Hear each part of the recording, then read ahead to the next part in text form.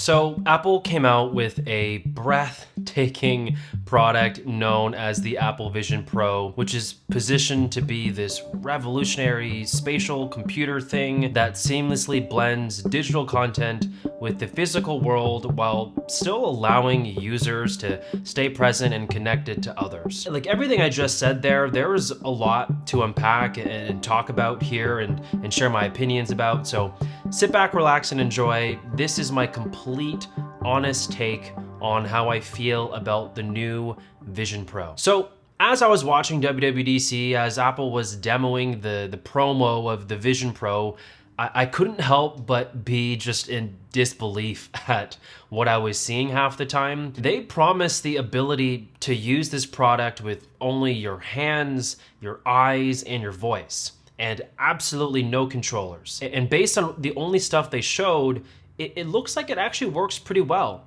Like app icons and buttons suddenly come to life when you look at them, and I thought that was actually really cool. And all of this was possible because of an array of advanced cameras and sensors working together to really allow us to see our world clearly while having an accurate hand input. And to go deeper into that, Apple is saying we are getting over 23 million pixels across 2 displays, with each eye having more resolution than a 4K TV. Some of the stuff that they were showing was just genuinely breathtaking, and if it actually works the way that they've demoed it, I don't think there's a product right now that delivers these kinds of experiences. The one thing I loved about this unveiling, though, was the actual design of the Vision Pro. The enclosure is made of a singular piece of three-dimensionally formed laminated glass that flows into an aluminum alloy frame that gently curves to wrap around your face. Under the glass houses the entire camera and sensor setup,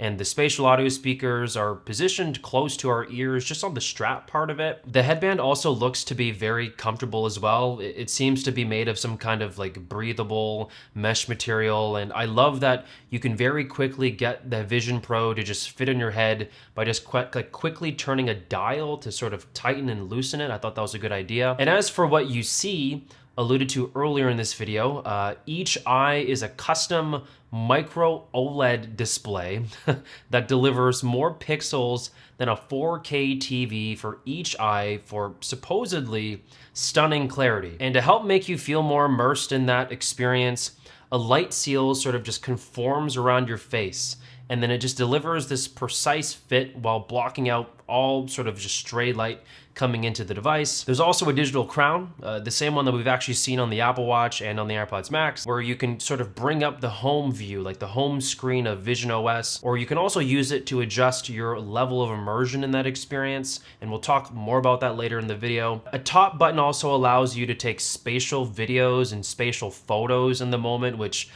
you know, that's a lot to unpack there as well. Like, I'm not really sure about all that, but actually we'll talk about that a little bit more later in the video as well. And the one thing about this design that may sort of turn people off is the whole idea of external battery power. From my understanding, to use this headset and to actually walk around with it, you need to plug it in directly into an external battery pack that has a total battery life of approximately like 2 hours. But it does sound like you can plug this headset directly into an outlet and get all day use out of it in a more stationary position. And sort of my feelings about this is that I don't really have a huge problem with it. If the idea is to use this for extended periods of time, I mean, it is essential that this headset be as lightweight as possible. I think that's problem number one. And then problem number two about, you know, extending battery life, I think that can just get better as generations go on. I do think it's more important that this headset is actually comfortable and light to wear for a long time. Like, do I hope that we can potentially go wireless in like a Gen 2, Gen 3, or even a Gen 4 version of this headset and still keep it light while having the battery built in? Of course, and I think that is on Apple's timeline. I just have difficulty believing that this will be used on a cord connected to a battery pack in your pocket forever. I just think that because this is Gen 1, this is the way that it just has to be for now, and the tech just needs to find time to kink itself out. I really don't think that this battery thing is a big deal. Okay, now I want to talk about the new operating system, Vision OS, in more detail. It looks like the home screen is sort of taking a page from the iPhone. It's very just familiar to look at. It has apps that we already use on there, like photos, music, messages, Apple TV, and a bunch of other stuff. And I'm just pretty much a huge fan of the layout. It's simple, it's intuitive, and I can already envision just like feeling at home when I just put on the Vision Pro for the first time and I use it. There will be a new app store specific for the Vision Pro, which will include Vision Pro only apps, as well as compatible iPad and iPhone apps. And I think that is actually really cool. The ability to have backwards compatibility. There's just a ton of awesome apps that we already use on our phones and mobile devices, and just being able to throw up those apps on the Vision OS with like the Vision Pro one, I think that's just sort of a no-brainer, and I'm glad that Apple is doing that. I touched on this briefly earlier in the video, but Apple has something in this operating system known as environments. They say that you can magically transform your surroundings with stunning landscapes, which I think is just extremely cool.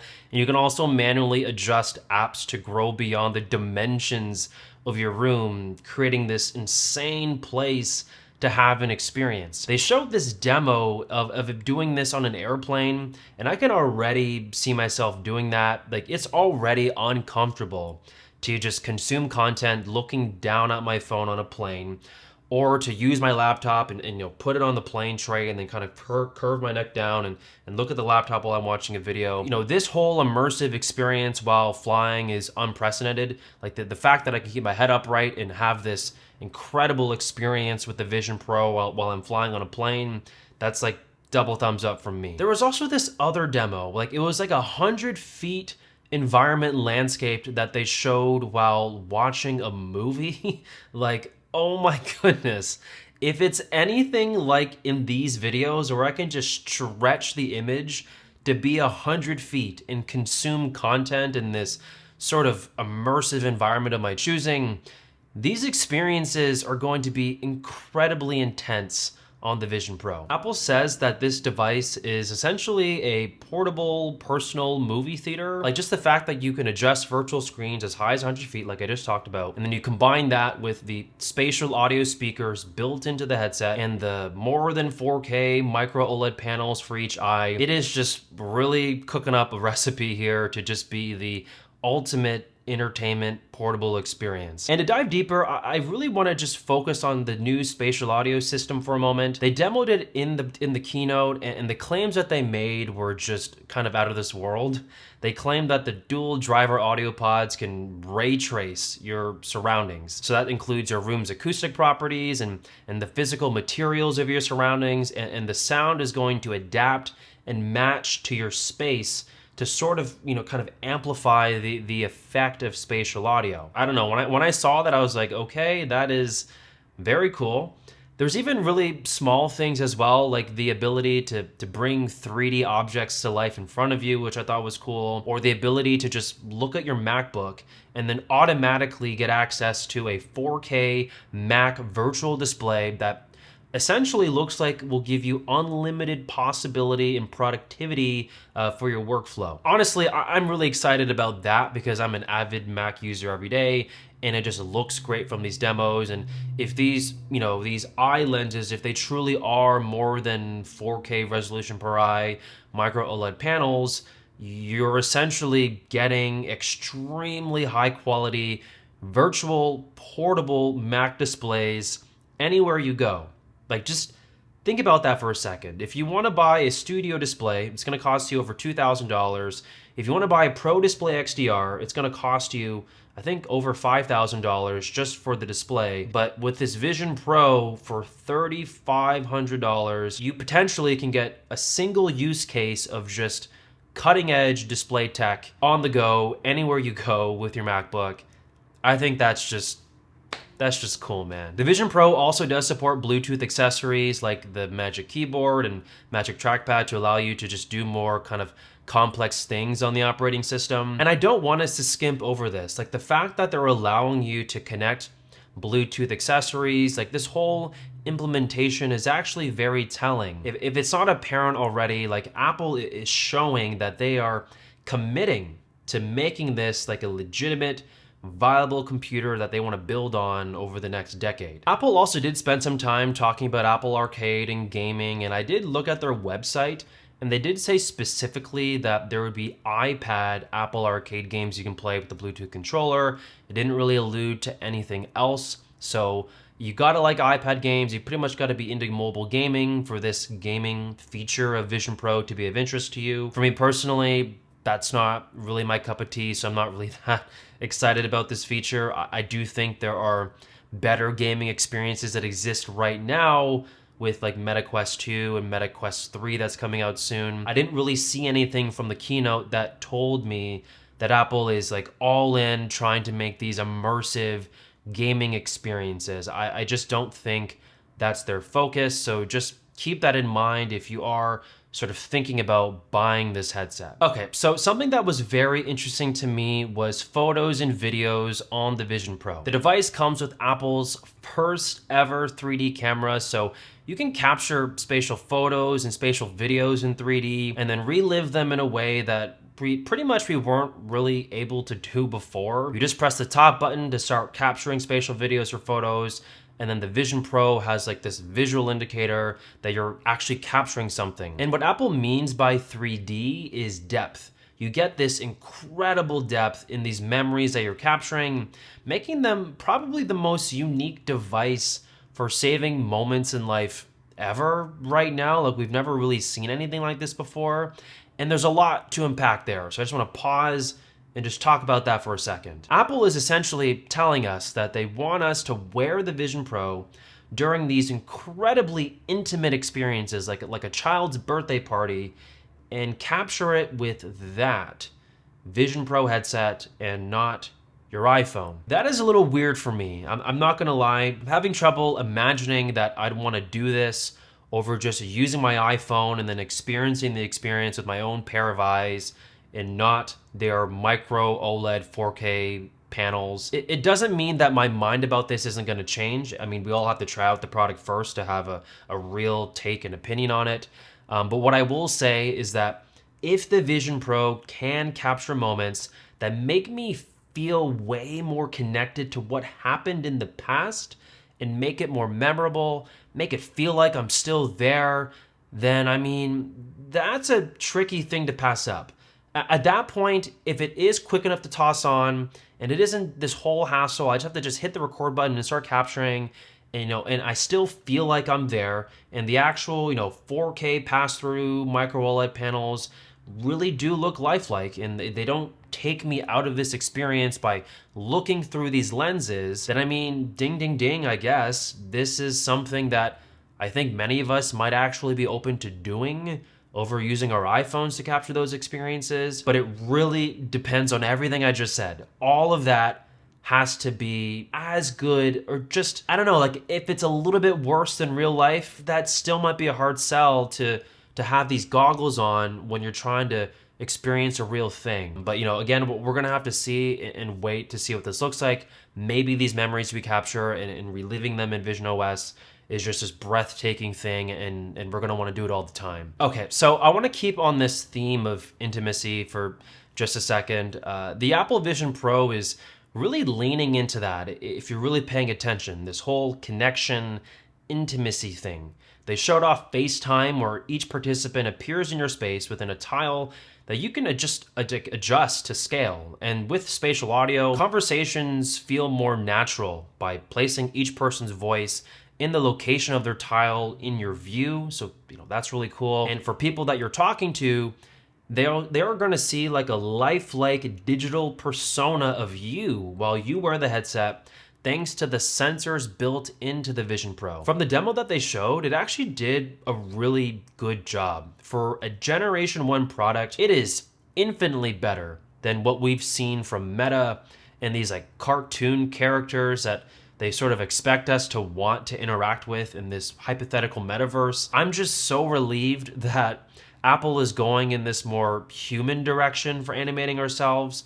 I can only imagine that in the future with AI and machine learning, that these models that recreate our faces will look even better for video calls over time. And to sort of continue this conversation of intimacy and connection, when you are actually using this headset and someone does come in your space, they can actively see a virtual version of your eyes that almost appear lifelike from the demo. I thought that was really cool.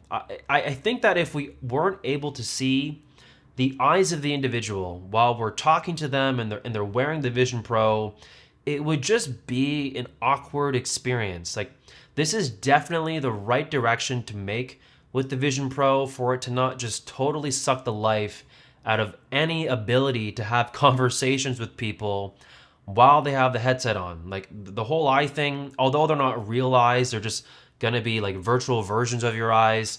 That is a step in the right direction to something greater in the future when we get a Gen 2, a Gen 3 product. I think Apple is on to something really good here. Okay, so a lot of what I discussed in this video so far is really only possible because Apple put an immense amount of technology in here. They put an M2 chip to run the spatial computer, which is what they're calling, which is essentially the same chip that we have in our MacBooks, in addition to a brand new chip known as the R1, which is really dedicated to explicitly processing inputs, cameras, sensors, microphones, images, all of that stuff to make this whole experience feel as lag-free and real-time as possible. And these chips are no joke, right? Like, these are some of the most powerful chips in the world. So a natural question that I sort of had was, how hot does this headset get? It has two kind of behemoths of processors in there, but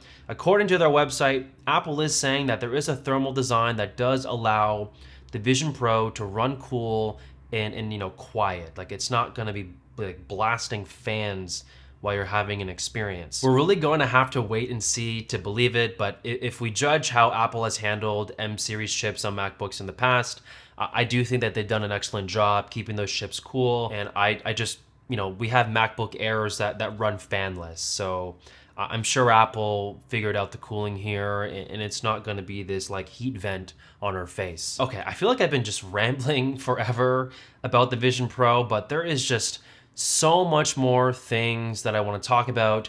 A really interesting thing that I was thinking about was the fact that Apple is going in a completely different direction than most AR and VR companies in the past.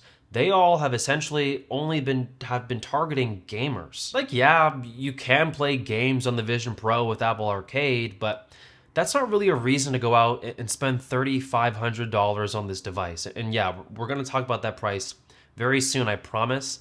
But based on everything that we've seen so far, this is essentially a computer. And a computer can do a multitude of things, and we all use computers differently, and it feels like the Vision Pro is precisely that. You have all these experiences and applications that you can do here that hopefully aid and improve the way that you are already doing things. And I don't think that Apple is trying to take you out of the real world. I really think that they're trying to find solutions to improve the world around us with augmented reality while still keeping humanity and connection at the forefront of everything. Like showing our eyes while we're talking to people with this headset on. Putting an incredible amount of effort to making the Vision OS appear lifelike in front of us. Putting in these insane, like 4K micro OLED panels for each of our eyes. The extensive time that they've spent talking about FaceTime and connecting to people in a more real way with their friends and family. The amount of time they've spent on reliving photos and videos with these 3D depths that make these experiences feel more lifelike and intimate. This is just all interesting if you think about it. Like even the name, Vision, it speaks so much about what this product aims to do. Like, we're still supposed to see our reality as it is.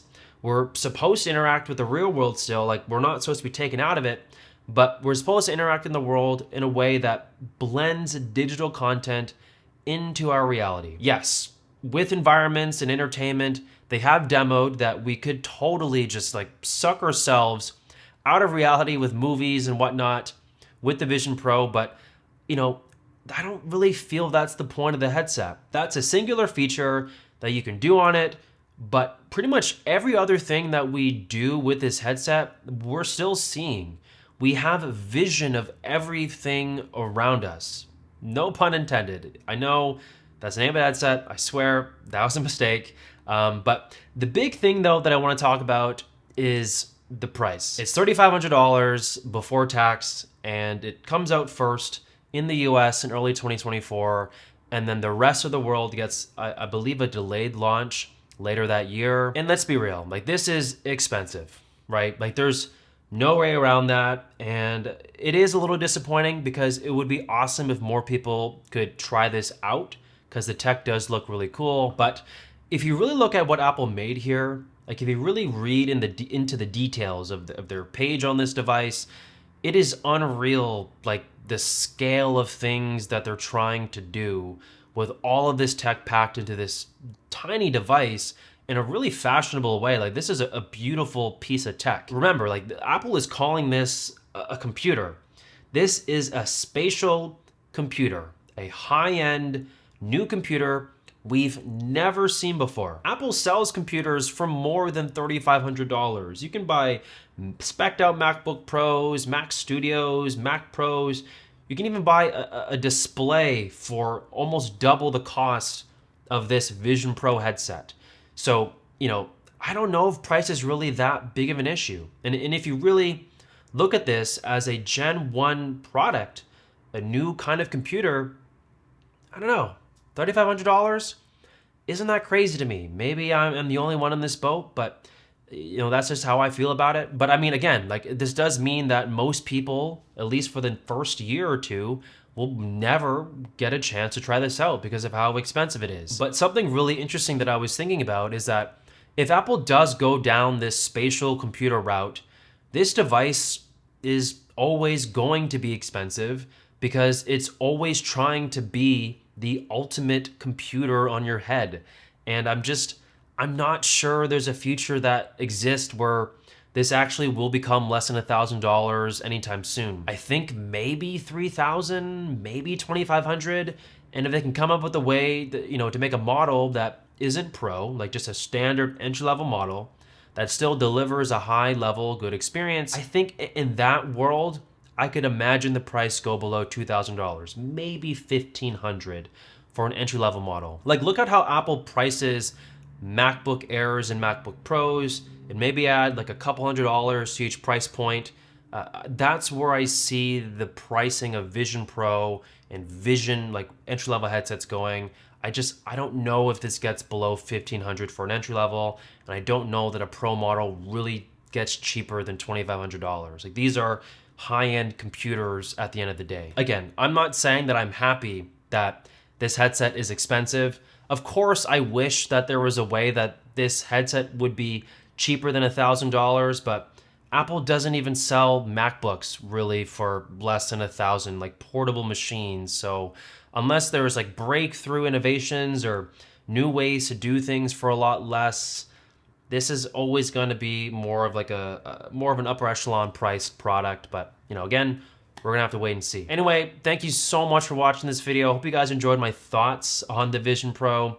Comment hashtag I made it if you finished the video, and let me know your thoughts of the product. I would love to have a conversation down below.